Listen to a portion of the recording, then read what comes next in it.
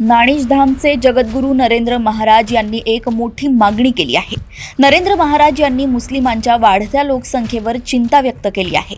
मुस्लिमांची संख्या वाढत आहे, त्यामुळे आता हिंदूंनीही लोकसंख्या वाढवली पाहिजे। हिंदूंनी किमान 2 मुले तरी ठेवावीत असं आवाहनच नरेंद्र महाराज यांनी केलंय। नरेंद्र महाराज यांच्या या आवाहनामुळे आता नव्या वादाला तोंड फुटण्याची शक्यता वर्तवली जात आहे। त्यावर प्रतिक्रिया येण्याची शक्यता व्यक्त केली जात आहे। गुहागरच्या शृंगारतळी येथील एका प्रवचनावेळी त्यांनी हे आवाहन केलंय। सध्याच्या वोट बँक राजकारणामुळे हिंदूंची संख्या आणि संघटना कमकुवत होत असल्याचा दावाही त्यांनी केलाय। हिंदूंनी देव, देश, धर्म यामागे संघटित व्हावे असं आवाहनही त्यांनी केलंय।